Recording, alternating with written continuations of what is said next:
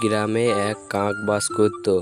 কাকটি ছিল খুবই চালাক এবং বুদ্ধিমান। একদিন এক শেয়াল খাবারের খোঁজে বের হলো। পথে শেয়াল দেখলো গাছের ডালে একটি কাক বসে আছে। শেয়ালের খুব লোভ হলো কাকটিকে মজা করে খাবে, কিন্তু কি করে? শেয়াল ভাবলো, তবে কাকটিকে তো নিচে নামাতে হবে। এই ভেবে কাকটিকে সে বলল, তুমি ভাই উপরে কি করছো? নিচে নেমে এসো, আমরা দুজনে একসাথে গল্প করি। সব বলে কাকটিকে বোকা বানাতে চাইলো। কাক বলল, না ভাই, আমি নামতে পারবো না, কারণ আমি পশুদের থেকে দূরে থাকি। আমি তোমার কাছে যেতে পারবো না, আমার ভয় করে। তুমি যদি আমাকে ধরে খাও। শেয়াল বলল, আরে না, তুমি জানো না, আজ বনের সকল পশুরা সুন্দর একটি সিদ্ধান্ত নিয়েছে। সবাই মিলেমিশে থাকবো, একের অপরের কোনো ক্ষতি করব না।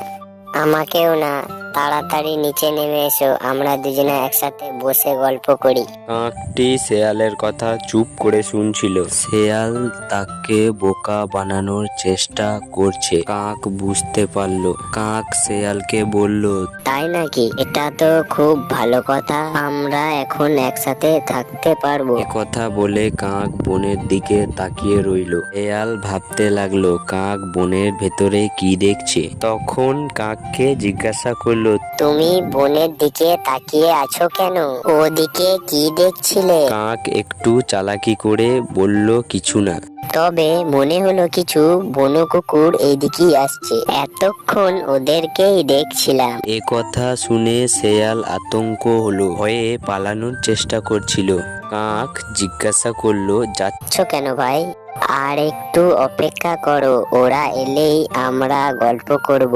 শেয়াল বলল, না ভাই না, আমি এখন থাকতে পারবো না, এক্ষুনি আমাকে এখান থেকে পালাতে হবে। আমাকে পেলে ওরা খেয়ে ফেলবে, তাই আমি চলে যাচ্ছি। কাক বলল, তুমি তো বলছিলে বনের সব পশুরা একসাথেই থাকবে, কেউ কাউকে হত্যা করবে না, তাহলে ভয় পাচ্ছ কেন?